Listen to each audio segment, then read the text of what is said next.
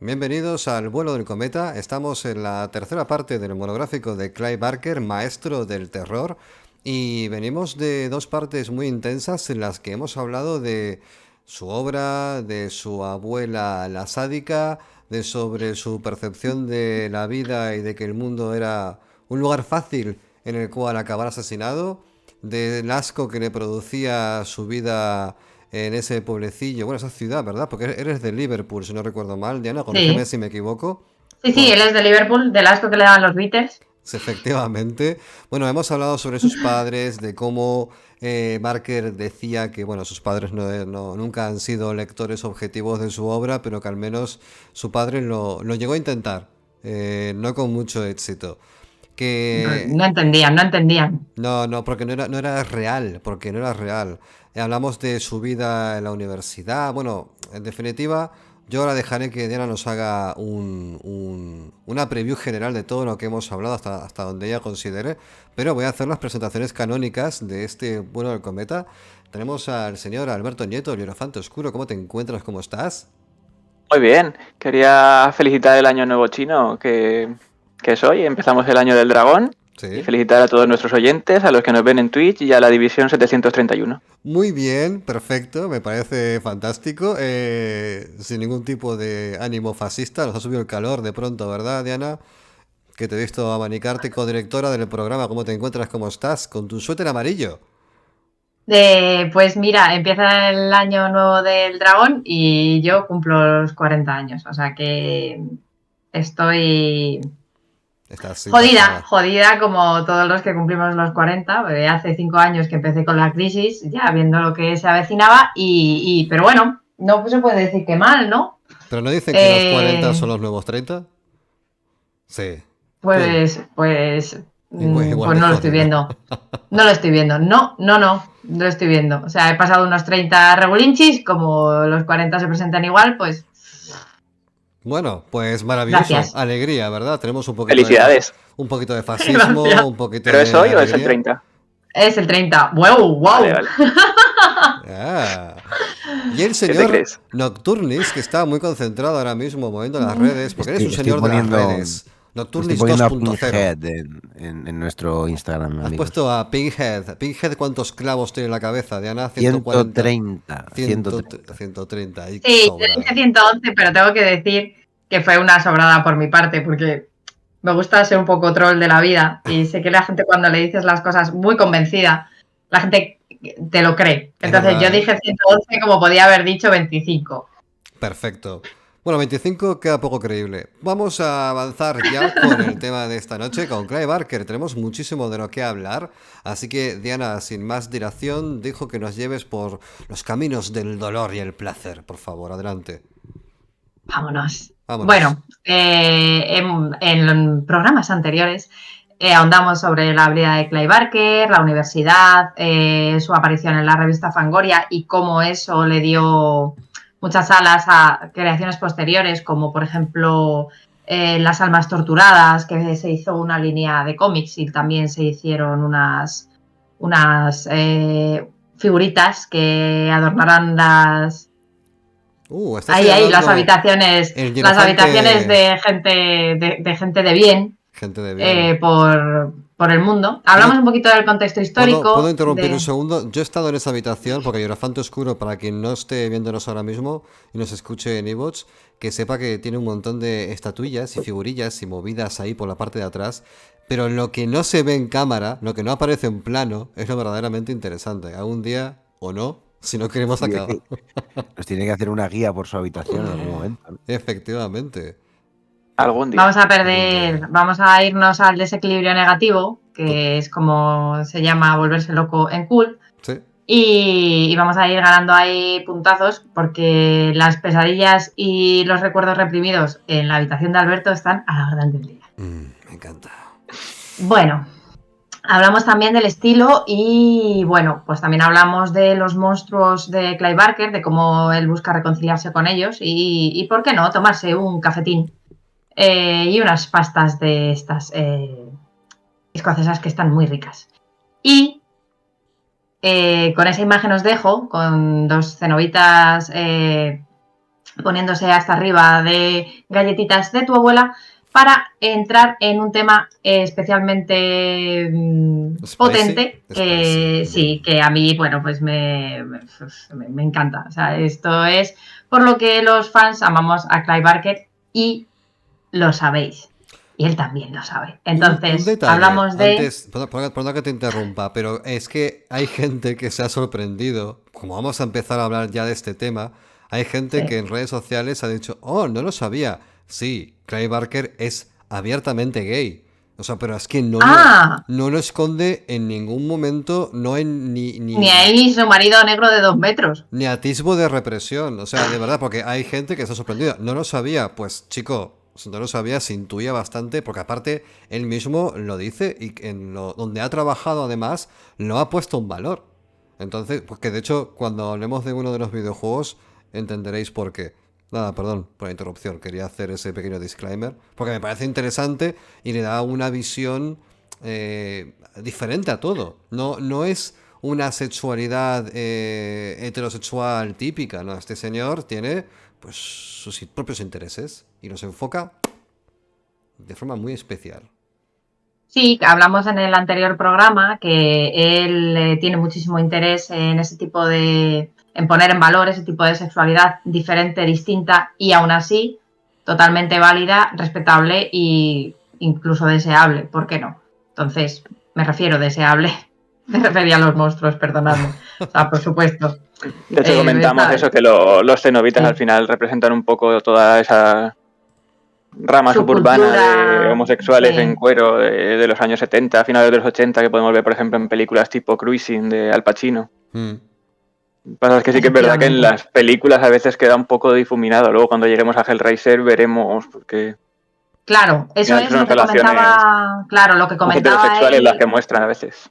Claro, lo que comentaba él tan claramente, que cuando tú llevas una escena de este tipo al cine y sobre todo al cine de terror y más en concreto quizás un poco más gore, es muy fácil que lo contrario del lector, el que ve, ¿cómo se llama? El espectador. Ay, gracias. El espectador obvie lo que queda de esa imagen cuando le quitas las tripas, la sangre y bueno, el cuero no se lo quites, pero me refiero a lo que queda detrás de eso, que es realmente una alegoría que en los libros, que en las novelas se ve muchísimo mejor, porque eso es lo que él realmente quiere decir, ¿no? Que no hay nada de malo más allá de pues que te metas donde no debes, que abras la caja incorrecta. Bueno, el caso es que de lo que vamos a hablar ahora, por supuesto, es de sexo y de sexualidad en los libros de Clive Barker. Porque a Clive no le da vergüenza escribir sobre erotismo, sexo o sexualidad. Porque confía en su propia complejidad y eso le da alas. Las ambigüedades de la sexualidad, de la metafísica de la sexualidad, son cosas que influyen en lo que escribe. Por ese motivo, como hablábamos antes, hay homosexuales en sus obras, mientras que en la mayoría de las obras de ficción la sexualidad de los personajes se obvia, que eso es algo que yo personalmente pues odio. Se obvia o cuando no, se ignora completamente. Al igual que hay transformaciones sexuales en su ficción, pues el sexo es un acto transformador en sí mismo y además una de las mayores pasiones que tiene el ser humano. Su ficción, vaya por delante, está altamente erotizada. O sea, si sois corazones sensibles en este sentido, pues leer a Sanderson. Bueno, ¿por qué? Por un lado, porque los fans realmente disfrutamos con ello, como decía, y por otro lado, porque es una oportunidad. ¿Por qué? Esto lo hemos hablado muchas veces. La literatura está libre de la censura en este sentido, cosa que no pasa, por ejemplo, con el cine y la televisión. Si tú muestras un pezón en la televisión, pues ya, a no ser que sea Telecinco que te cambian la calificación, sí. Claro, a no ser que seas Telecinco de los años 80-90 con los mamachichos, pues te joroban, ya te ponen en una franja horaria que no tal, o bueno, lo que sea. Que esto o cuando no directamente te censuran. Que esto lo hemos hablado en el anterior programa justamente, de la falta de interés o cuando ese debate que propuse, ¿no? De si los libros deberían, en función de la edad, restringirse o regularizarse de alguna manera, que es curioso que se pueda acceder a material ideológico complejo o con ideas propias orientadas al público adulto, y que sin embargo las películas, que en muchos casos son tremendamente inofensivas, y voy a decirlo ya, Hellraiser, por ejemplo, sin ir más lejos, tanto el libro como la película son muy inofensivas. Sí, evidentemente te pueden impresionar, pero sus ideas no son violentas porque está muy clara la fantasía. Sin embargo, hay libros que dentro de un realismo o de una medio fantasía te pueden meter mensajes peligrosos, y sin embargo eso no se regula de ninguna manera. Y podemos decir... A mí eso me llama... Sí, Alberto, di. No, acabas. No, simplemente que podemos decir, quién va a regularizar qué es un mensaje peligroso y qué no?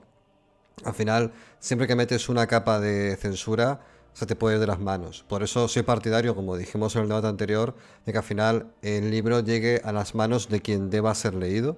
Y si hay un error en la Matrix, al final él mismo se corrige. Es decir, si no estás preparado para leer un libro en un momento dado, lo más probable es que o bien no lo leas, o bien no lo acabes, o bien no lo entiendas. Pero es curioso cómo la industria del libro, así como todas las demás industrias, han generado un sistema por edades. En el libro aún solamente tenemos etiquetas orientadas a temas comerciales, como joven adulto, que no deja de ser una etiqueta comercial. Cualquiera puede leer joven adulto. No hace falta bueno, ahora están los tag warning, ¿no? Sí, pero hay mucha editorial que no está de acuerdo con la utilización. Y a mí me parece bien en ambos casos. O sea, quiero decir, a mí un tag warning no me hace falta. A lo mejor es apelar demasiado a la sensibilidad de la gente o infantilizar mucho al público. Es un dilema. Porque por un lado me preocuparía infantilizar aún más si cabe a la sociedad y al lector.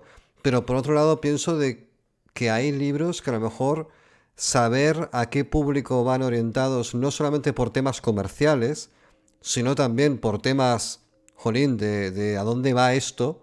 Yo no querría, por ejemplo, que mi hija de 12 años leyese un libro del Marqués de Sade, para que nos entendamos. Ahora bien, y me dirías, ¿por qué tu hija tiene un libro de Marqués de Sade? Bueno, claro, si se quiere saltar la regularización, se la puede saltar sin ningún problema. Pero bueno, era simplemente una idea al aire, no va a ninguna parte esto. ¿Qué querías comentar tú, Alberto? Sí, que me llama la atención, por ejemplo, Crash, de J.G. Ballard, la novela, que se publicó en el 76, en el 73, perdón, es muchísimo más explícito que la película de Cronenberg. Hay escenas con mucho más sexo, mucha más violencia, y la ideología queda mucho más clara, y en su momento pues se lo leerían 4 frikis, y pues gustó más menos, pero no llamó tanto la atención. Ahora llegó el 96, hizo Cronenberg la película y todo el mundo puso las manos en el cielo, se censuró en muchísimos países y hubo bastante persecución de la peli. Y es más light, entre comillas, que el libro. Uh-huh. Sí, yo no sé muy bien a qué se puede ver esto. Yo siempre supongo que es por un tema de la debilidad de la industria, de que no tiene fuerza suficiente como para generar un sistema de edades que no sea en el fondo perjudicial. Pero bueno, Diana. Pues yo creo que siempre ha sido por el compromiso que supone leer un libro. Sí, yo creo que es como... Y cómo está visto que leas libros. O sea, porque leerte un libro siempre está bien. Me refiero, si alguien te ve leyendo, nunca va a pensar, joder, Quiero decir, ¿cuántas veces te han increpado tus padres por leer? A mí algunas, porque lo hacía a horas intempestivas, pero no por leer en sí, sino ni por qué leía. O sea, leer es bien. Deja al chiquillo que lea, pues no está con las drogas en la calle, no está jugando a videojuegos, no está viendo la tele, entonces, bueno, pues será bueno. Yo creo que hay un poco, por parte quizás de una parte de la generación, o sea, una generación, o la generación de nuestros padres, ¿no? Que bueno, mientras fuera a leer, pues estará bien. Entonces no se paraban a pensar en qué estabas leyendo, ni si era provechoso para ti o te estabas leyendo el Mein Kampf. Uh-huh. Era una cosa... Usted me está leyendo. Bien, pues bien. Bueno. Pasando de gente que regaña. Sexo. Tengo aquí, Alberto, please, léeme esto que tengo aquí. Vamos y eso que tiene Álvaro también. El primer texto es en verdecito. Dice así. Se prepara, vamos allá. La gente piensa en la ficción de Barker. Piensa en ficción que rompe tabúes. no solo he abordado con horror la cuestión de la sexualidad, sino también la cuestión de muchos tipos de sexualidad. Quiero decir, las mujeres se enamoran de los gorilas en mi ficción. Hay escenas de sexo entre hombres, hay escenas de sexo entre mujeres, hay orgías, hay gente follándose a las paredes. Simplemente existe la sensación de que somos seres sexuales y que si la ficción de terror trata sobre el cuerpo, lo cual una y otra vez se repite, es entonces poner un pequeño espacio en blanco donde están las pollas y los coños, una tergiversación.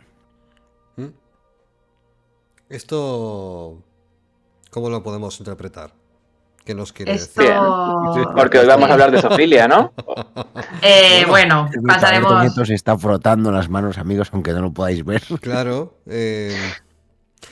Debo decir una cosa. A mí la obra de Barker es verdad que tiene mucho elemento lúbrico, por así decirlo, pero no acabo de conectar. Y a veces sin todo. lubricar también, que duele más. Es con cadenas. el de la pared es dolorosamente placentero. A ver, yo diría... La escena de la pared es terrible, perdóname. No me la quito de la cabeza. Hay una cosa, yo creo que es... no es que esté descubriendo yo una espectacular de Barker, ¿no? Pero yo es que creo que no se trata solo de mostrar una sexualidad explícita. O sea, en este sentido, el cuerpo humano y su sexo, en general, juega un papel trascendental en la propia narrativa, a veces de terror, a veces también de lascivia, a veces de amor, a veces de... no sé, deseo simplemente. Yo creo que en Hellraiser es muy evidente toda esa estética que rescata un poco también, ya lo decís en el programa anterior, de su bagaje BDSM y sus aficiones y fetiches. Pero claro, eso se cuela también en la narrativa de terror. Incluso también él estaba muy obsesionado con el tema de la transformación del cuerpo, que también en programas anteriores mencionábamos que algunas de sus referencias más importantes en cuanto a terror y fantasía eran todas esas historias en las que los humanos o los monstruos se fusionaban de alguna manera, ¿no? Desde la mítica transformación de hombre en hombre lobo hasta, bueno, las historias con vampiros o monstruos del pantano, no importa, ¿no? O sea, estaríamos hablando de un terror quizá más clásico de monstruos, pero en el que se produce una transfiguración del cuerpo, una modificación también. Y en este caso, pues ya llevado al límite yo creo que con Hellraiser, en esa especie de, bueno, pues sí, de transformismo que tienen sus personajes más míticos, ¿no? Los cenobitas son al final transformistas, lo que pasa es que extremos, y todo ese vínculo con el BDSM hace un cóctel que yo creo que como era tabú también, precisamente porque lo era, que eso lo menciona el propio Barker, estaba un poco en el inconsciente colectivo, se sabía que esto era pues algo que formaba parte del mundo underground y demás, y tampoco es que fuese tan underground. Yo creo que es generalizado, aunque luego no lo lleven a la práctica, que muchos pues tenemos fetiches ocultos o deseos ocultos o no sé, la sexualidad es un tabú Sí, general. claro, yo creo que en este caso, perdona, que te corte, lo que hacía Barker era darle no solo visibilidad, sino validez. O sea, esto existe y está bien. O sea, al final es un poco... Sí, pero para mí lo curioso es que lo incorpora a la narrativa de terror, ¿eh? O sea, no es una cosa que esté ajena, bueno, en este caso de terror, pero como digo, con muchos matices, como tú dices, Diana. O sea, eso normaliza bastante la situación, pero tampoco tanto, ¿no? Porque él juega con el monstruo, como en algunos casos, como parte de todo eso, o con sus protagonistas inmersos en esas escenas grotescas, a veces surrealistas, a veces incluso cómicas. Realmente pero sobre todo que mete ese discurso en la narrativa y lo saca un poco del armario. Claro, sí, lo que hablábamos era eso, que el monstruo realmente está tan entreverado en la narrativa que no hay un después, no hay un antes ni un después del monstruo. El monstruo es el que lleva la base de la narrativa. Y luego es lo que decía también él. Las escenas de sexo, al contrario que en otras novelas de terror, no es un alivio al terror, es un paso más al terror, es incorporar esa sexualidad al terror que hay en la narrativa, o sea, en la historia. No es para sacarte.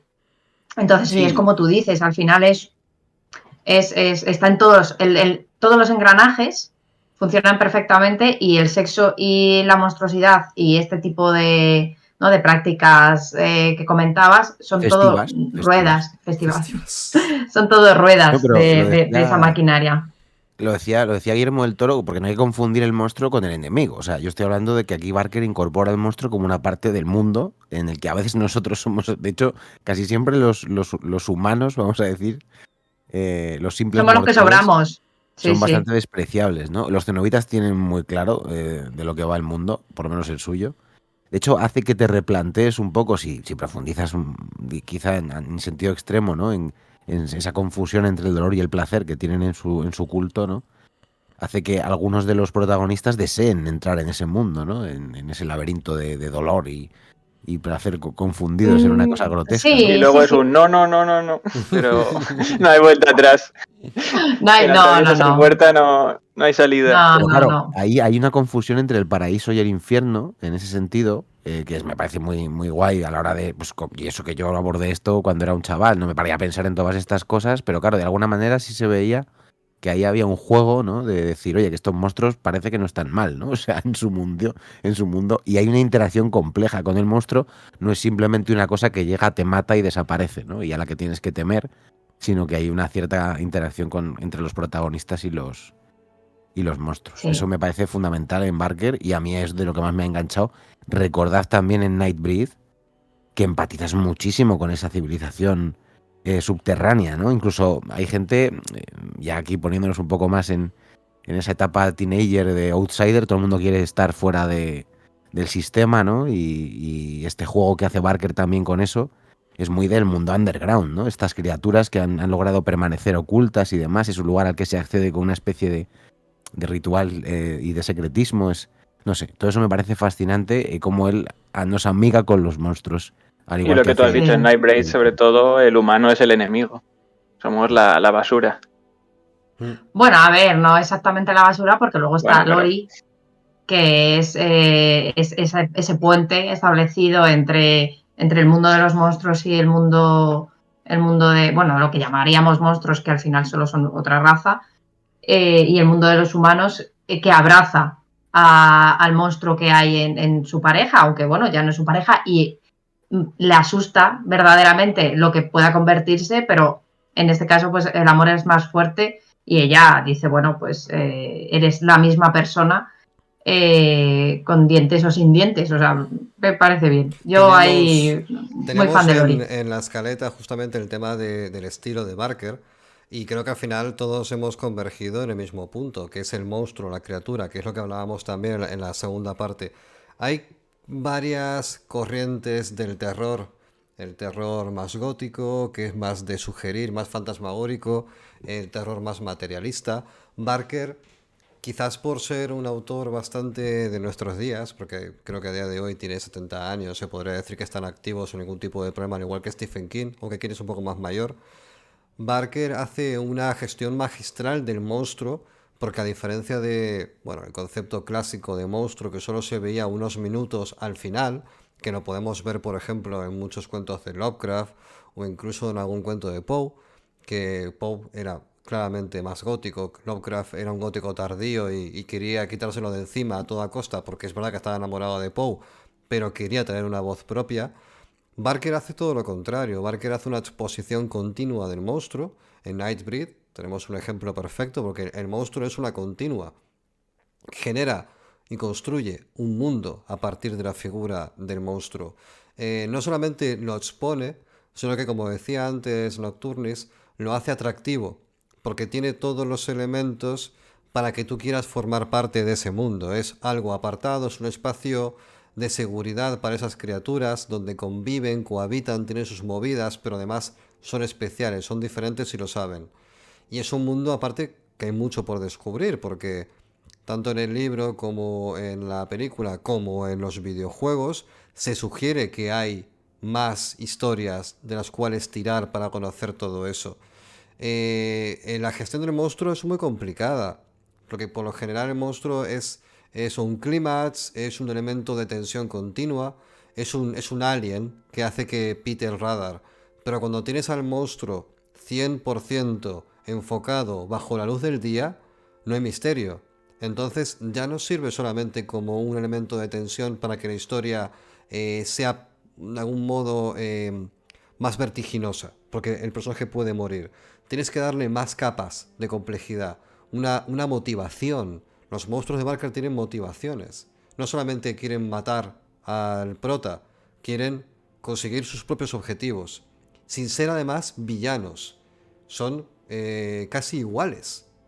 Y eso es lo que lo hace muy interesante. Y la sexualidad, efectivamente, y continuamos ya por donde nos quedamos, Diana, la sexualidad está integrada en la obra de tal modo que, al menos yo, por lo que recuerdo de las películas, que con los libros es otra historia, no lo sientes como algo extraordinariamente explícito. Es una sugerencia, es algo lúbrico.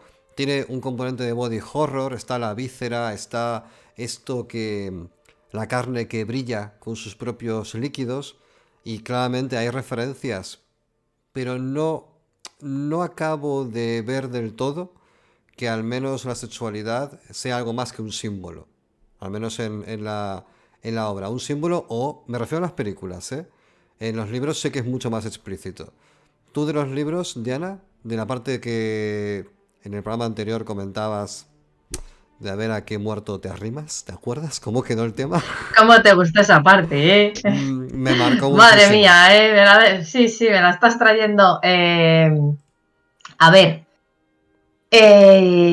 podemos hablar sobre lo que significa el sexo cuando tú lo pones en una narrativa. Evidentemente, cuando hablábamos en el programa que hicimos con Carlos de Urarte sobre el Monster Fuck, al final, bueno, pues el sexo puede llevar nada más que a hacer una novela más interesante, más atractiva para cierto público, en plan 50 sombras de Grey. Pues la llevas, o sea, yo no lo he leído, pero entiendo que es un reclamo para cierto tipo de público que a lo mejor ha estado un poco obviado en el marketing, ¿no? Bueno, pues señoras de entre cierta edad y cierta edad, pues como los libros estos de Highlanders, todo bien. Uh-huh. ¿Se puede hacer sexo simplemente? Pues eso, para que te toques mientras lees. Y puedes hacer sexo como en este caso lo hace Barker cuando hablábamos de esa escena, ¿no? En la que Lori va a ver a Boone a la cárcel porque van a liberarle, porque bueno, es un mesías de los suyos. Porque bueno, no hay novela de Barker ni relato en el que no intervenga claramente la transformación. Y como comentábamos antes, el sexo es, aparte de lo que me parece a mí, es que esto es una opinión personal, ¿no? Una manera de tender puentes, en este caso, entre las razas de noche, los Nephilim y los humanos. Entonces, está Boone, que representa a las razas de noche, y está Lori, que es que representa a la humanidad, ¿no? Y que a pesar de todo lo que te presentan en la película, estamos hablando en este caso, que al principio hay una escena muy sádica de cómo los humanos, como la sociedad humana está masacrando a ese tipo de razas y la está obligando a esconderse para sobrevivir. Como a pesar de todo eso y a pesar de que, bueno, tú cuando se te presentan esas razas de noche, que entra a Boone en Midian y ve el odio que hay hacia el ser humano, porque cuando él entra por primera vez buscando esa salvación, ese lugar donde se le perdonen todos los pecados, es rechazado porque es un humano todavía. Me he perdido en mi propia frase, gracias por continuar escuchando, por favor.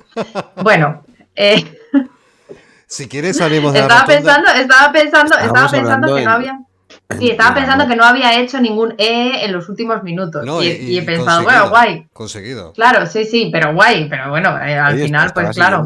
Estaba siguiendo el speech y, joder, estábamos hablando del amor en el monstruo humano. Sí, bueno, a eso me refiero, ¿no? Que es que en este caso hay una oportunidad a pesar de todo ese odio y de todo ese miedo, hay una oportunidad, y eso es al final de lo que va a Cabal, de una oportunidad para ese pueblo que está encerrado en una ciudad mítica, y es lo que le dice, bueno, y es un poco cómo va esto, ¿no? Cabal es un mesías esperado, que les permita ir a otro lugar a vivir una vida más digna que la que viven allí encerrados en un lugar que es pues poco menos que, bueno, no es un camposanto, es una ciudad de muertos.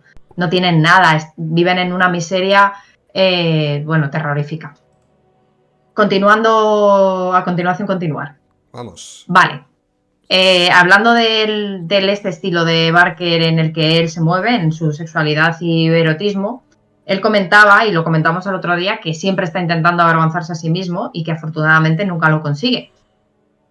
Dice, sobre todo, que para él es muy divertido escribir sobre sexo y tengo que decir que para mí también. Y he escrito algunas cosas de las que estoy especialmente orgullosa en ese tono. Cuenta, a mí me habría encantado ver este café. Clive Barker hablando con Stephen King. Bueno, pues Stephen King ahí en su estadounidensidad era preguntado por Clive Barker y le decía que por qué no escribía escenas de sexo, aunque bueno, sí que es verdad que yo recuerdo algunas escenas de Stephen King que no estaban del todo mal. Sí es verdad que son un poco sórdidas y cortas, pero bueno, no estaban mal. Bueno, y Stephen King... Lo cual dice muy poco de su sexualidad.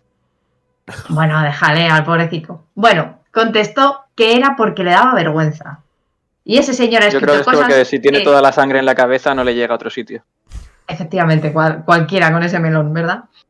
Pobre madre. Bueno, pero a ver, otros autores pueden hacer metáforas del sexo en sus obras u obviar estas partes, pero Barker dice que si de verdad va a pasar, si ahí se va a hacer lo que se va a hacer, tenemos que ser testigos. El sexo en sus obras no es un impasse, ni es un alivio al terror.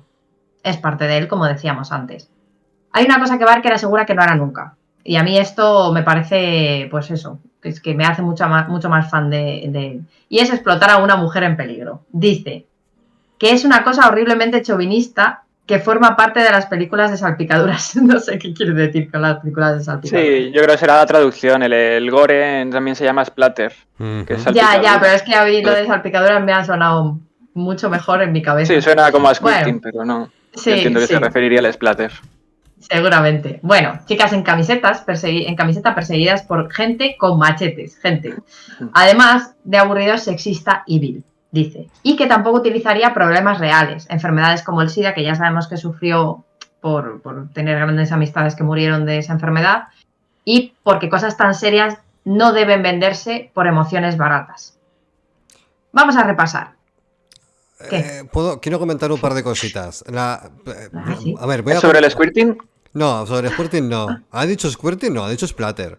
No me líes. He dicho todo. He dicho todo. No se deja nada, Alberto no se deja nada. No se deja nada en la guantera. No, lo que comenta de Barker, del tema de, bueno, de chicas perseguidas por tíos con machetes, al final a lo que se refiere él, y creo que es uno de los motivos por los cuales sus historias en general funcionan bastante bien. Primero es... Esto que voy a decir es una generalidad, es un triple, pero cuando no eres un tío hetero, tu forma de pensar y tus motivaciones son otras. A lo mejor no estás enamorado de una chica, si eres gay, estás enamorado de un chico. Entonces tu forma de trasladar las historias cuando las creas es inevitablemente diferente. Igual que cuando eres mujer, tus motivaciones pueden ser otras. Es así, no somos totalmente iguales. Las motivaciones cambian. Pero Barker aquí ya se da cuenta de un tema que es muy interesante. Y es que, tirando del hilo, hace un tiempo, llegué a un artículo muy chulo que hablaba sobre no es una teoría, es un postulado, que habla sobre una mujer en la nevera. Una mujer en la nevera es un postulado a partir del cual comenta la autora, la responsable de este postulado, que luego os diré el nombre porque no lo tengo delante, que básicamente muchas historias, muchísimas, están basadas en que el personaje masculino tiene ese momento de agro, ese momento en el cual su curva de personaje aumenta en intensidad porque un personaje femenino que está directamente emparentado con él muere, es secuestrado, es herido o es violado o lo que sea. ¿Qué pasa? Que esto al final es lo de siempre. Historias que podamos contar nuevas, verdaderamente nuevas, hay muy pocas. Al final siempre apelamos a lo que conocemos en los avatares de siempre. El amor, la muerte, el dolor, etc. ¿Qué pasa? Que esto es un estereotipo, es una forma clásica, ¿no? Es la mujer de la nevera, lo que viene a decir es que hace falta que para que un personaje masculino adquiera ese momento a partir del cual hará el paso al otro lado para conseguir su objetivo, necesita que un personaje femenino muera. Es, una vez más, es un estereotipo como podría ser, por ejemplo, el de damiselas en apuros. Damisela en apuros, que al final, a día de hoy, sobre todo en las películas infantiles, se intenta reconducir, porque claramente no reproduce una realidad verosímil. Las niñas no son damiselas en apuros. Pues aquí pasa lo mismo. La mujer de la nevera, por ejemplo, tenemos el caso de The Boys. The Boys empieza de esa manera. The Boys, la serie, está Huey con la novia y su novia muere. Porque viene el tío este. Pero luego no la mete en la nevera. No la llega a meter en la nevera. No queda suficiente. Bueno, lo de la No nevera. queda En un frigorín. Lo de la nevera lo explico. Lo de la nevera proviene. Lo puede meter en un vaso de Starbucks. Claro. Porque hay un cómic de Linterna Verde que número 54 de 1994. Número 54 de 1994, perdón. En el cual el prota, que no es Hal Jordan, porque la gente me lo ha remarcado 1000 veces, no es el Linterna Verde canónico, es otro. Encuentra a su novia, Alexandra DeWitt, dentro de la nevera, muerta. Y a partir de ese momento es cuando ese Linterna Verde fibrila y comienza un arco de venganza brutal, tipo John Wick. Vale, al final esto a lo que voy es que cuando Clive Barker dice que no va a escribir nunca historias de este estilo, es porque él en ese momento ya es consciente de que ese tipo de historias son débiles. John Wick no es más que una excusa para ver escenas de acción, ¿vale? Perro en la nevera. Perro en la nevera, tal cual. Y como estas hay muchísimas. Al final, y esto lo digo siempre, la responsable de este postulado se llama Gail Simone. Y lo empezó a mover en 1999. Que al final lo que la tía dijo es, a ver, ¿no es un poco misógino que las historias necesiten que una mujer muera para que su contraparte masculina crezca argumentalmente? Bueno, yo dejo el melón ahí, es un poco misógino, claramente, y es el problema de cuando perpetuamos de forma colectivamente subconsciente, por así decirlo, ciertos arquetipos. Y Clive Barker, creo que uno de sus grandes, uno de sus intereses principales es romper con esos arquetipos. Creo que por eso muchas de sus historias son tan especiales. Es la cercanía con el monstruo, el romper esa pereza creativa de apelar a arquetipos desgastados, que al final la gente se preguntará ahora, pues entonces escribo una historia y hago que muera la madre o la mujer o la hija del prota, ¿va a estar mal? No, no va a estar mal. Pero una cosa es hacerlo sin saber que es un arquetipo desgastado y otra es identificarlo y decir, pues a lo mejor lo planteo de otra manera. Y si no quiero, lo hago de forma consciente por mis motivaciones personales como creativo. Clive Barker tiene clarísimo ya esto. Creo que eso es uno de sus valores como creador. Y después de esta turra monumental, Diana, te cedo otra vez la batuta. Repasemos. Clive Barker comenzó narrando historias. Cuando dio el paso a la escritura, no buscaba influir en el público, se agarró a ello porque era lo que sabía hacer bien, mejor que los demás. Albert, léeme esto, por fin. Vamos con la segunda lectura de la noche, amigo. Segundito que la localizo. Segunda lectura de la noche. Por una buena historia no me refiero a una buena serie de acontecimientos. Uno de los problemas que tengo con mucha fantasía y ciencia ficción, y con la fantasía épica en particular, es que hay una especie de cosa lineal en la que pasas del asedio al violar. Una buena historia de búsqueda no es naturalmente lineal. Una gran búsqueda tendrá tal vez una estructura circular. Te llevará de la sabiduría externa a la sabiduría interna. Eso es una espiral, señor Barker. En esta casa estamos totalmente con él cuando dice que las viejas historias no es que sean mejores, sino que son las únicas historias. No hay cuentos nuevos, solo nuevas maneras de contar. Sin duda esto es un desafío para el escritor, la configuración de una interpretación fresca y original de una estructura que puede haber sido moldeada y reformulada varios cientos de veces a lo largo de los siglos, es lo que hablaba Álvaro con lo de la mujer en la nevera.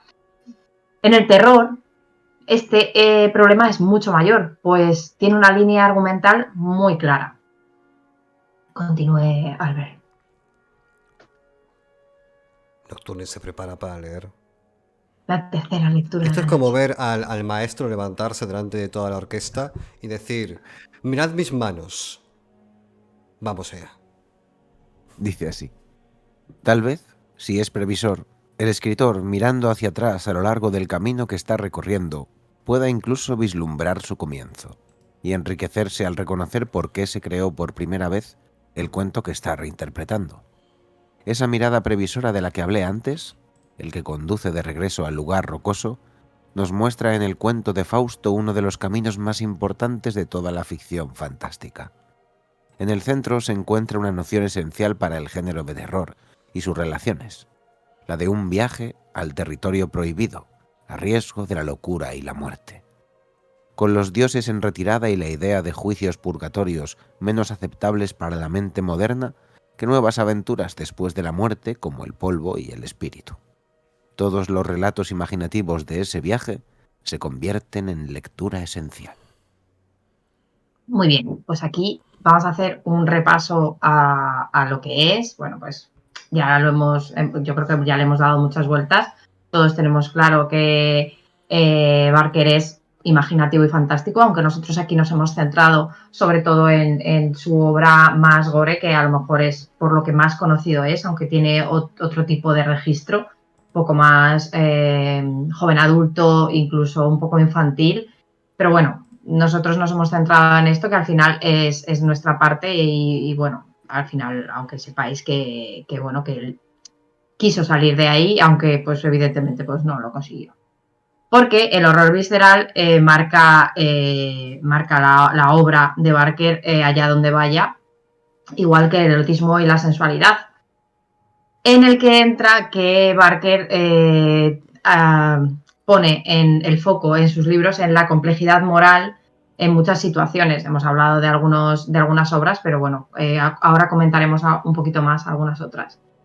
Sabemos que ha creado una mitología personal en la que podríamos ahondar muchísimo más si nos da tiempo a abarcar los juegos de rol, que están mucho más desarrollados ahí, como hemos comentado algunas veces. Los juegos de rol ayudan mucho para esto. Siempre en las obras de Barker hay un enfoque en lo sobrenatural, hay algo más allá, aunque siempre muy, muy mezclado con la realidad, ¿no? Su prosa es muy descriptiva, no se complica la vida con grandes palabras y va siempre al meollo. Y bueno, pues explora en lo profundo en todos los sentidos de la palabra. Y yo creo que aquí podemos dejar el estilo y vamos dejando atrás el estilo de Clive Barker para... no sé quién me ha puesto aquí, alguien.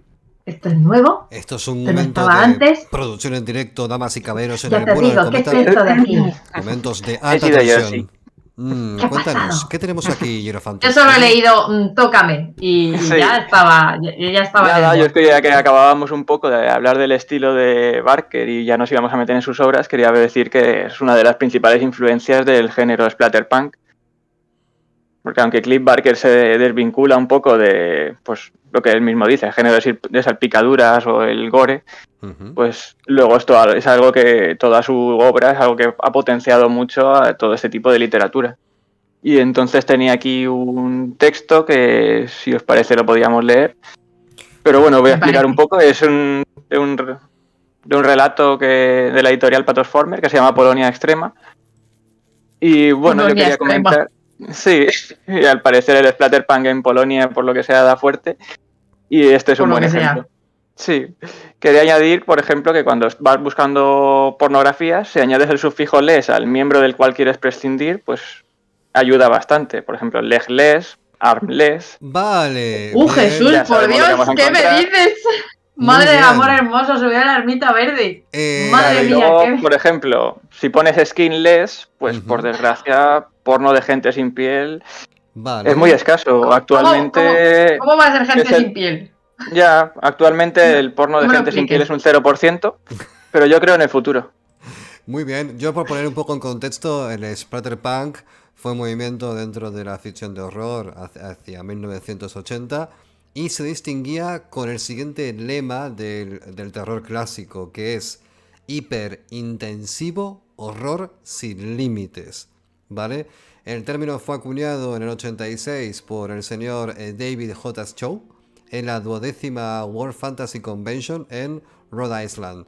Y hay un montón de autores que son relativamente conocidos. Clive Barker es, sin lugar a dudas, el más célebre. El más célebre, efectivamente.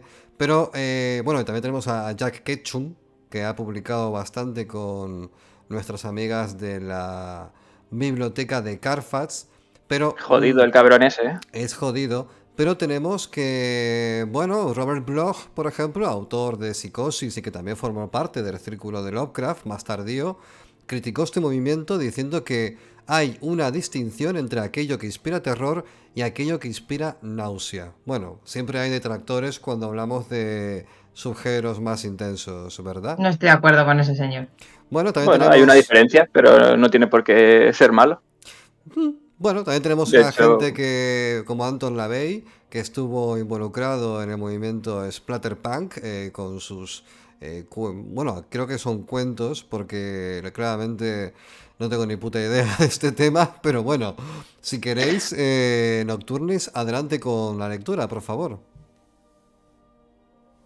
En este caso, la que ha añadido ahora Alberto, ¿no? Entiendo. Eso sí, es. La que está en naranja. Sí. Dice así. ¿Qué más da que no tenga piel si lo hace así de bien? Yo quiero estar dentro de ti, dijo, temblando por todo el cuerpo. Sabía que podría persuadirte. Angélica sonrió.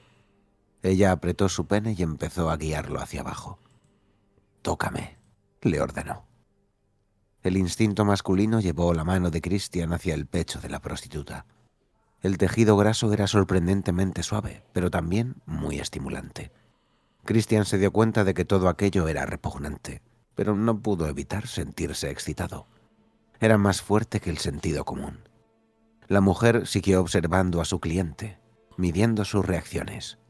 Cuando se dio cuenta de que no le repugnaban sus pechos, dirigió su miembro no entre sus piernas, sino hacia sus intestinos expuestos. En cuanto sintió la húmeda y tierna opresión, empezó a mover las caderas. Era mucho mejor que tener sexo con Kat. Un líquido espeso se derramó por sus piernas. Esto, Hierofanto Oscuro, ¿cómo se llama el cuento? ¿Polonia has dicho o no? Polonia Extrema, la editorial Platformer es, yo creo, el abanderado del Splatterpunk aquí en España. Y estos relatos los pone en Lectu de forma gratuita y luego tiene algunos libros que ya no son gratuitos. Vale. Pero este se puede descargar en Lectu y esto es Skinless, el porno del futuro. El porno del futuro. Sobre Jack Ketchum, quería comentar brevemente que Jack Ketchum hablábamos antes como uno de los célebres junto con Barker del Splatterpunk, que tiene ya 71 años. Esta gente está un poco ya de retirada, que fue alumno de Robert Bloch, curioso, el mismo Robert Bloch que se estaba antes cagando en el Splatter, y fue representante literario de Henry Miller, que es el autor de Trópico de Cáncer, sin ir más lejos. Al final... Otro guarro también. Otro guarro. Sí, pero Henry Miller era un guarro existencialista raro. Yo... Trópico de Cáncer... Sí, pero metía dedos en el coño y luego se los olía igual. Vale, ahí en esa mundanidad caemos todos. Bueno, querida Diana, no puedas sacarla, por favor. ¿Dónde estamos? ¿A dónde vamos? ¿Quiénes somos? ¿Vamos a hablar ya sobre lo que opina Barker de las secuelas de Hellraiser? Hablamos de lo que tú quieras, porque yo ya... yo sí que estoy de retirada. Bueno, adaptaciones cinematográficas y su trabajo como director. En cuanto a su relación con el cine, él mismo reconoce que no era muy cinéfilo hasta que cumplió los 15 o así, y tampoco nos extraña porque el tipo de cine que habría por aquel entonces, pues, en fin, acordémonos que pues esto debía ser 1967, por ahí no sabemos qué se hacía. Sí que iba al cine de vez en cuando, pero no le interesaba tanto. Lo que realmente le enamoraban eran los libros. Barker es otro de los que se autodenomina seguidor de Poe. La lectura le generó un espacio seguro en el que podía esconderse y esto acabó provocando que sus padres se preocuparan. Barker se define a sí mismo como un estudiante regordete, un poco miope, malo en los deportes, pero excelente en arte e inglés, de forma muy consciente y activa. Barker quería potenciar estas áreas donde sentía que tenía una extraña forma de autoridad y poder. Quería contar historias y que los demás las escucharan. La pasión que le generaba Peter Pan no fue algo espontáneo, venía de antes, de más pequeño, cuando quería volar, tener acceso al país de nunca jamás y todo eso que había en el país de nunca jamás, acordémonos de que era un poco creepy. Un poquito Luego vinieron otros libros de historias de terror para chavales y el Producto Interior Bruto de Chile. Estas mismas historias se las contaba luego a sus amigos, exagerándolas y retorciéndolas porque es que era genial desde muy chiquitín. Era una obsesión para él. Y era también la forma de hacerse notar siendo un blanco fácil para los bullies de la época. Hijos de puta todos. Clive Barker hace películas para la gente y para el público. Él escribe sus libros y pinta sus cuadros en espléndido aislamiento. Esta frase es que me encanta. Compartiéndoles con el mundo. Si a la gente le gustan, le gustan. Si a la gente no le gustan, no le gustan. Es demasiado tarde, según lo expresado por Barker, que os den. Las películas, en cambio, representan algo muy diferente. En primer lugar, Clive Barker señala que el hacer una película, como comentamos el otro día, pues es que alguien te dé 10 o 11 millones de dólares de su bolsillo, que no es tuyo y lo vas a gastar, lo cual conlleva muchísima responsabilidad. Además, Barker destaca que al crear películas se intenta llegar a un público que posiblemente no se incline a leer por un libro. Era lo que comentábamos, ¿no? El compromiso. Un público que busca la información de manera más rápida y furiosa, en fin, según sus palabras.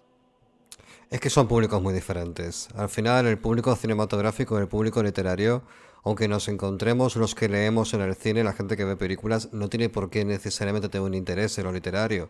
Y es totalmente respetable, en última instancia. Por eso es importante hacer esa transformación del lenguaje, pero sobre todo tener en cuenta lo que has dicho antes, de que muchas veces cuando se llevan obras al cine, la pasta que está en la mesa no es tuya. Entonces tienes que cuidar muchísimo lo que haces porque, y eso lo comentó Alberto en el programa anterior, creo que fue, que yo dije, joder, qué guay que tu primera película sea con un presupuesto de 10 millones de pavos. Y luego dijo, pero es que no tuvieron mucho éxito, la verdad. Tienes un par de ocasiones para demostrar lo que vales. Si no tienes un taquillazo, te caes.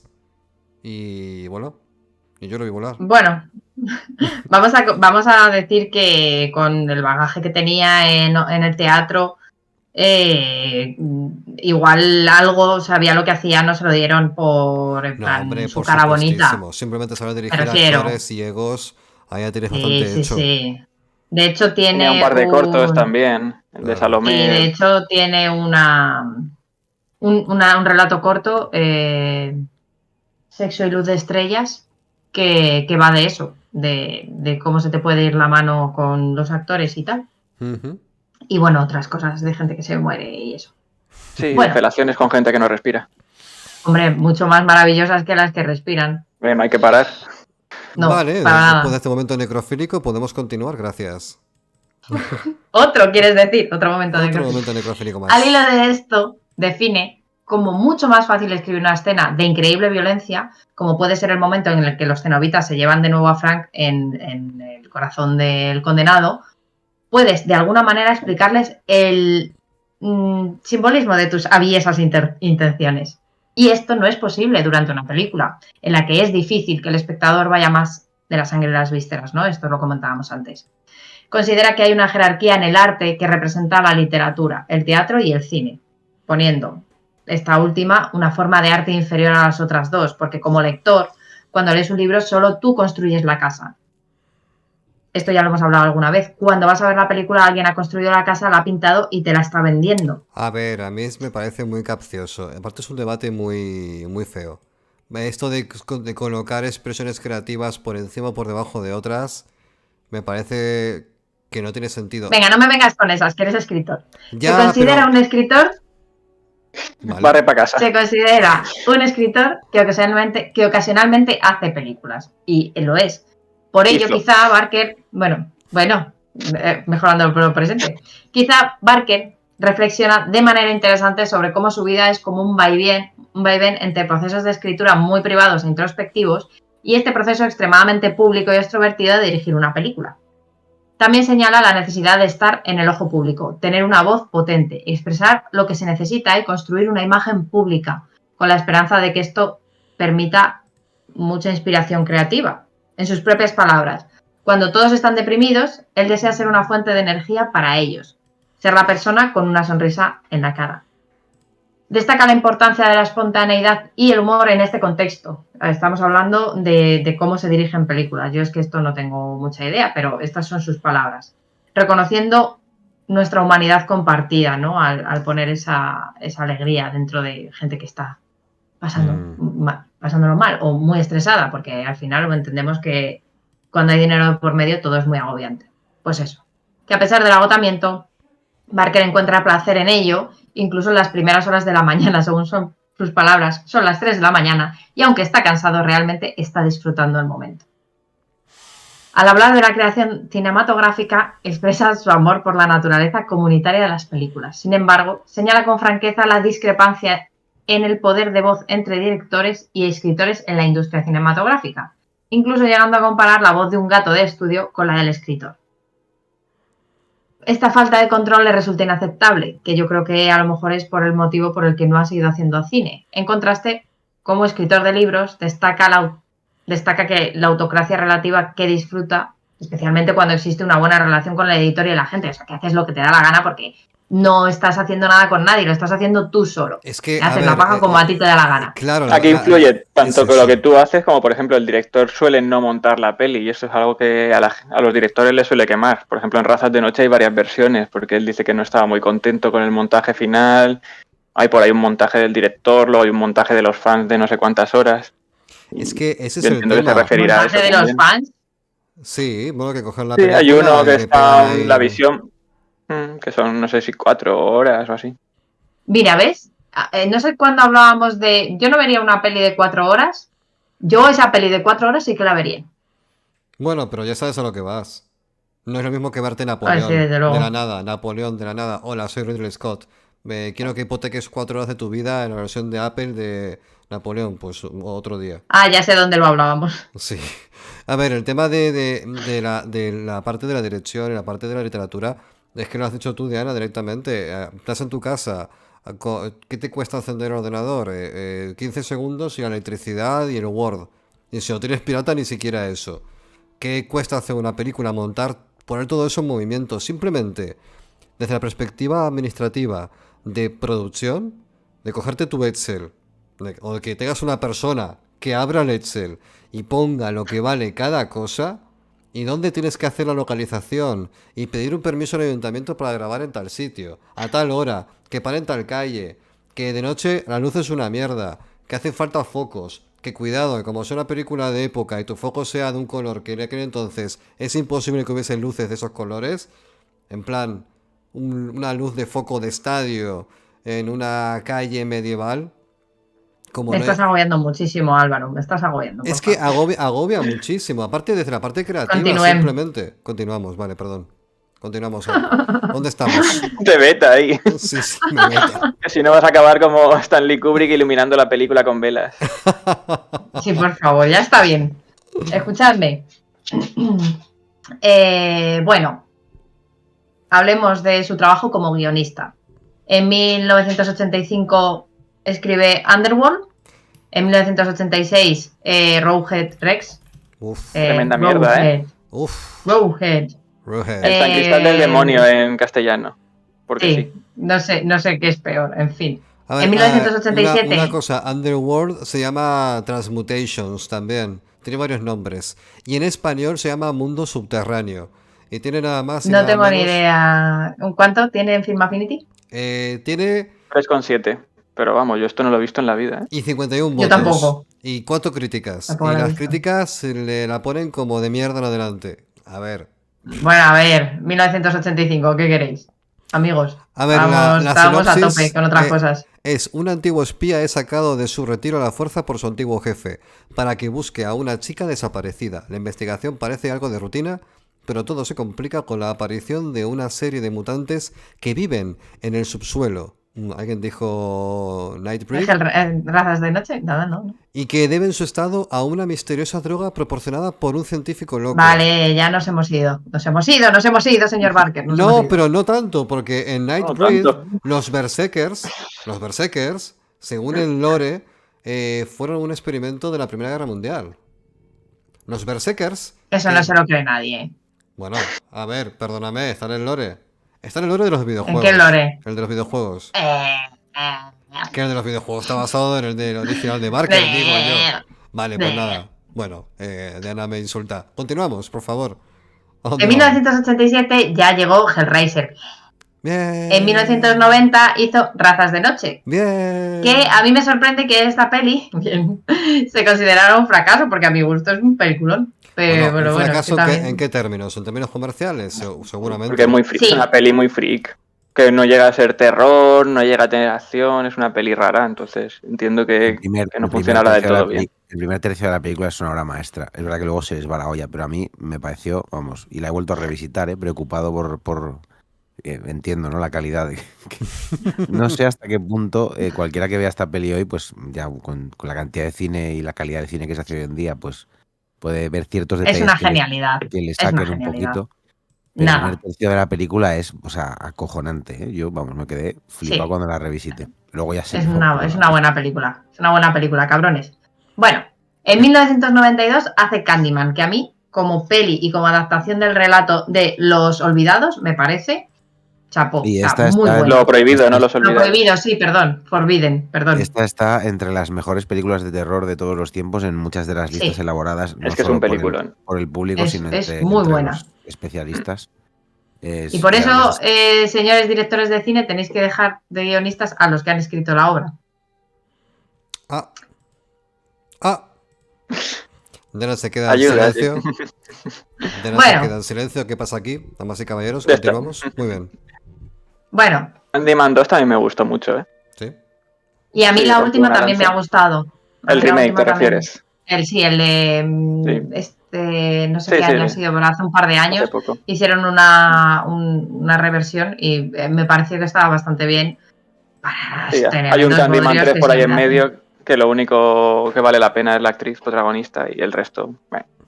No sé quién es, ¿qué ha pasado, Alberto? ¿Qué ha pasado? La actriz protagonista. Está bien la chica. Estamos codificando a la gente. Es un truñazo. Bueno, Clive Barker reflexiona sobre la compleja relación que tiene con las secuelas de sus obras cinematográficas, porque Hellraiser fue melonazo. Se hicieron muchas secuelas. Con serenidad, reconoce con serenidad. Es que este hombre, es que me lo imagino con el té y las galletitas hablando de esto, es que no puedo evitar. Reconoce viendo que Hellraiser 8 en su casa. Sí, y cagándose en los muertos de Cristo. Bueno, con serenidad, eso, reconoce que su tiempo es limitado para supervisar cada detalle de las continuaciones. O sea, no me da la vida, dice Barker. Dejando cierta libertad creativa en manos de otros, es decir, joder, hay que delegar. O sea, queréis hacer otra Hellraiser. ¿no? Yo no creo que tenga ningún... Hacéis vosotros. Eso te iba a decir, pero lo hacéis vosotros, ¿eh? Conmigo no contéis. ¿Sabéis contar? Bueno, como escritor destaca la autocracia que disfruta al plasmar sus ideas al papel, esto ya lo hemos hablado, pero comprende las dinámicas diferentes del cine, donde el director tiene un papel predominante. Menos cuando va a montar, que no cuenta nada. En su papel de productor ejecutivo, Clive puede expresar sus opiniones sobre las secuelas, sugiriendo consideraciones sobre coherencia y mitología.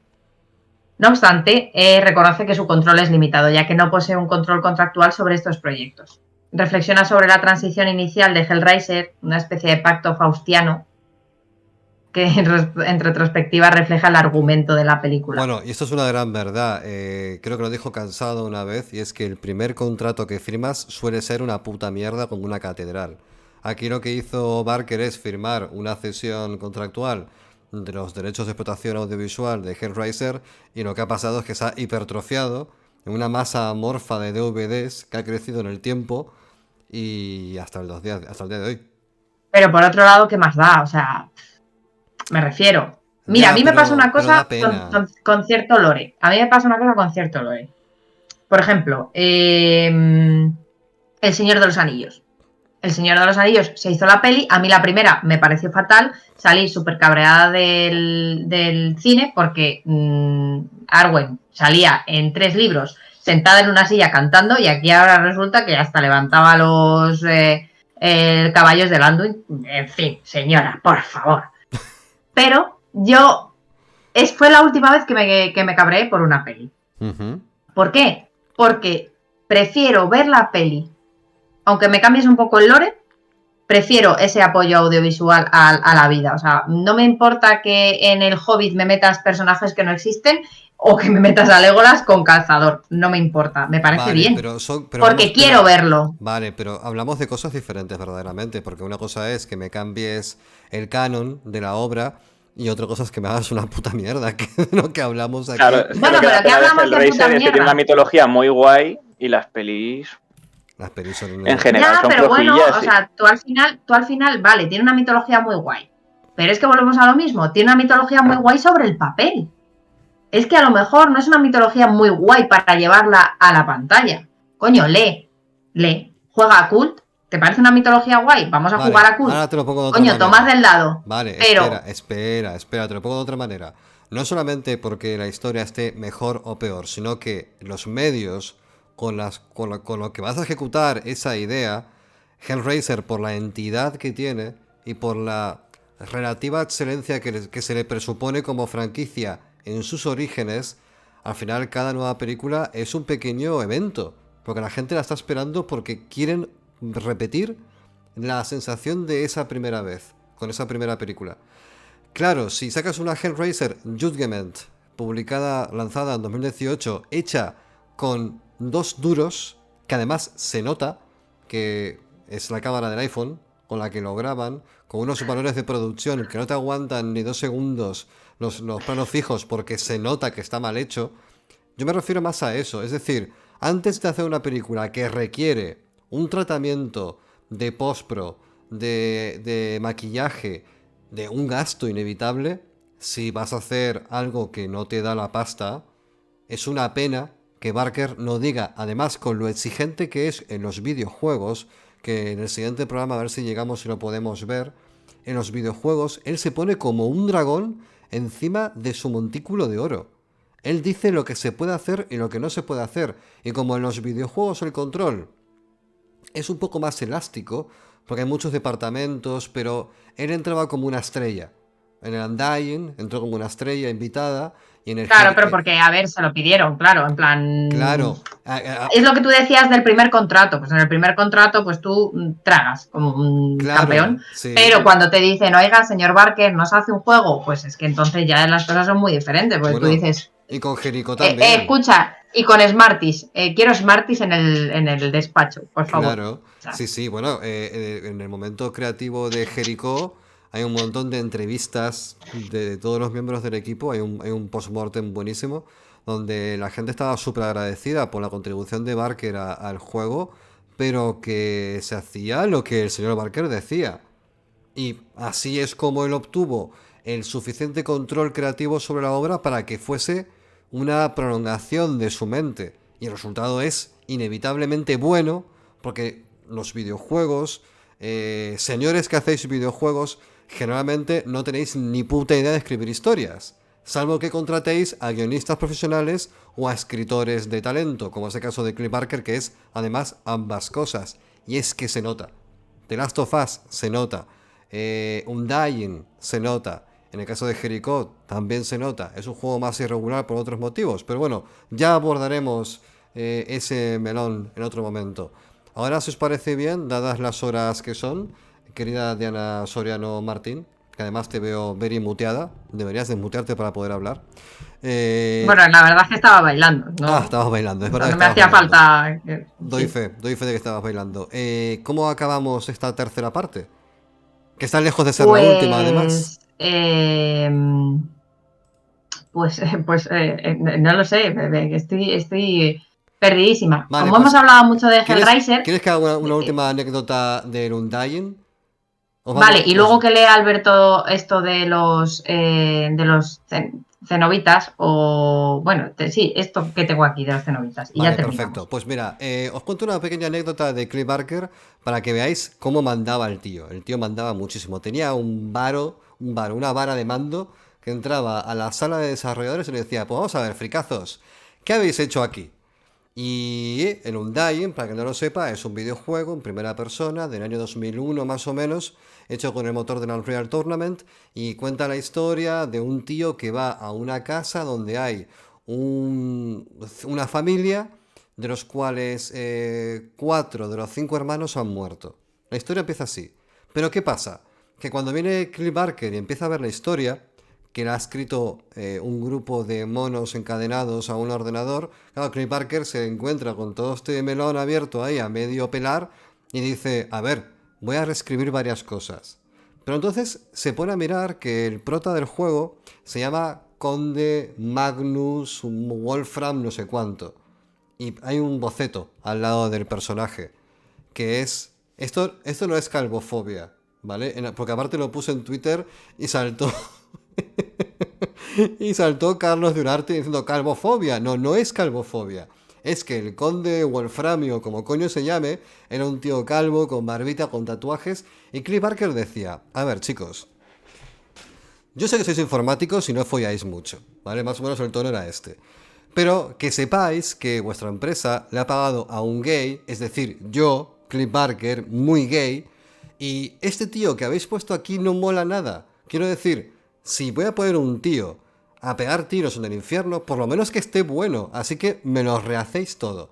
Y 2 semanas después, el director de arte le manda un boceto, que es quien acaba siendo, creo que se llama Patrick Galloway, que es el tío este con melenita, con barbita, pim pam, un pincel, y decía Clive Barker. Todos queremos me lo follaba, ¿no? Dijo Clive Barker. Fue lo que dijo, sí. A este sí que me lo follo, bien hecho. Este sí quiero ser yo, no el otro, el calvo. Bueno, sí quiero ser yo. Está bien, y está bien por un motivo, porque es verdad que la industria del videojuego es inevitablemente masculina, aunque bueno, ya va despuntando muchísimo con otro tipo de protagonistas, pero por aquel entonces, en los años 2000, no sé, aparte de Lara Croft, creo que la princesa Peach, y ni siquiera la protagonista de su juego, pero bueno, en fin. Bueno, entonces, espera, ¿estás diciendo que el sector del videojuego es un sector algo tóxico y masculino? ¿Y que las protas femeninas simplemente estaban ahí para enseñar tetas? ¿Diana? ¿yo? No, ¿verdad? ¿Yo? No, jamás. Dios me libre. Muy bien. El Dios cristiano además me libre. Bueno, el caso es... Con ese yo creo que tiene sus conflictos. Yo sí voy a tener problemas con ese señor. O sea, el día que me lo encuentre, yo no sé. Va a arder Troya. Metiendo ahí mitologías como ellos. Bueno, total. El caso es que ya que no puedo sentirme identificado con el personaje, por lo menos que me lo quiera llevar a la cama. Me parece muy bien, señor Barker. Pero es que eso es lo que hablábamos antes, de que los puntos de vista creativos, cuando no eres un tío hetero, como yo, ¿vale? Cambia. Los intereses cambian, porque en esa sala había un montón de peña, incluso tías, que decían, bueno, el calvo genérico este me parece suficientemente bien. Y dijo Barker, no, señores y señoritas. Pues a mí no. Me parece una puta mierda. Por este motivo, este motivo, este motivo y este otro motivo. Y reconvirtió todo el lore de ese videojuego, que lo abordaremos en el siguiente programa si da tiempo, y también un montón de cuestiones de estética, porque no olvidemos que Clive Barker también es pintor, dibujante, ilustrador. Se mete en todas las artes plásticas, le encanta. De hecho, en Jericó tenía por contrato, y esto no sé muy bien por qué, porque la verdad es que lo he leído y no he entendido si es una decisión nacida de un criterio en un momento dado o es que hay algo más que no estoy viendo, pero Clive Barker dijo, por contrato quiero que en Jericó me deis la capacidad de veto ante la banda sonora. Como lo escucháis. Si entraba una banda sonora de quien sea y no le molaba, la quitaba. Decía, esto no funciona, fuera. Y hasta que encontró la banda sonora del juego que él quería, bueno, Chris Velasco, creo que se llama el tío que al final puso la banda sonora, que aparte ha trabajado Un aplauso para Chris. en God of War y en varios juegos más, que o sea que no es un Mindundi, que la verdad es que lo hizo bastante bien, pero que de verdad que lo que tanto Mercury, que es una empresa española que está fundada por miembros de Rebel Act, que a su vez crearon el Blade Edge of Darkness, todo esto en España, ¿vale? Esta gente Hostia, ese juego. Buenísimo. ¿Recuerdas? Cuando trabajaron con Barker dijeron, este tío no ha venido a llevarse la pasta. Este tío ha venido, está sentado, A trabajar. nos ha dado por el culo lo que no está escrito y ha dicho, este es el camino. Porque no tenéis ni puta idea. Y la verdad es que tenías razón. No teníamos ni puta idea.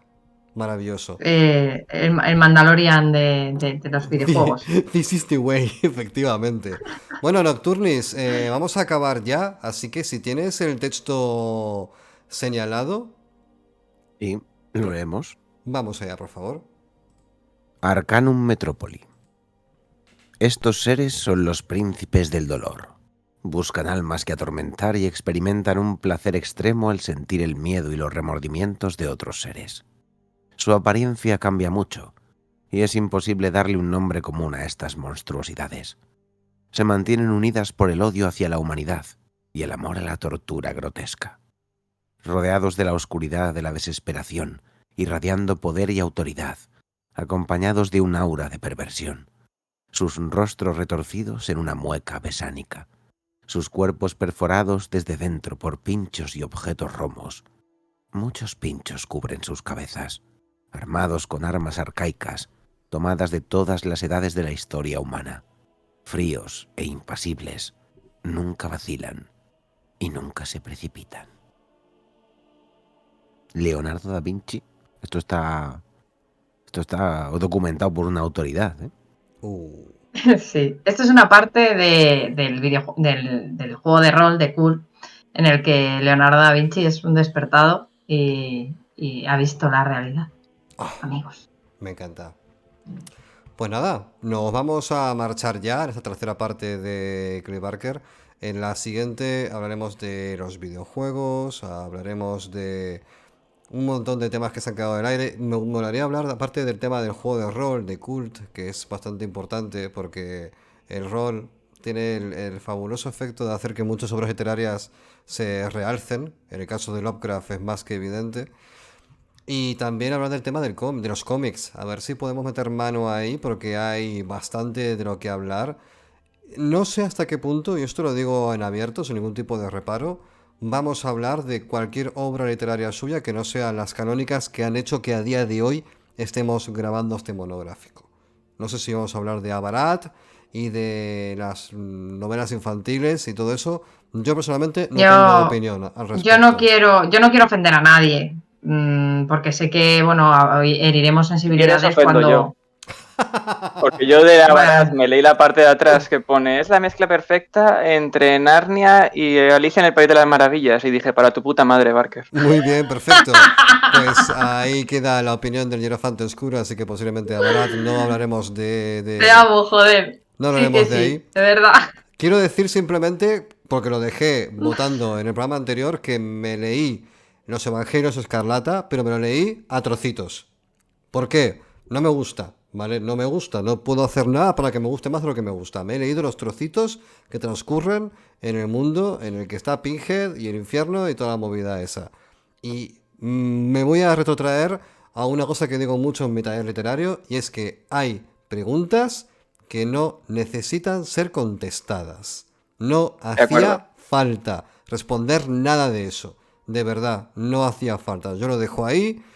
Para cuando lleguéis a los evangelios, si os gusta, si no os gusta, pues ahí está la cosa. Yo creo que no hacía falta responder a esas preguntas. Así que, sin más que decir, Elefante Oscuro, Nena Soriano, y querido Nocturnes, nos retiramos. Te dejo las llaves de la torre para que hagas los cierres ceremoniales, como siempre. Pues nada, muchas gracias a los que nos habéis seguido en directo, los que nos escuchéis en diferido. Ya sabéis, compartid, comentad, dadle al like y nosotros por nuestras partes vamos a tomar un whisky a deshora porque somos felices con poco. Cuídense mucho, amigos. Adiós.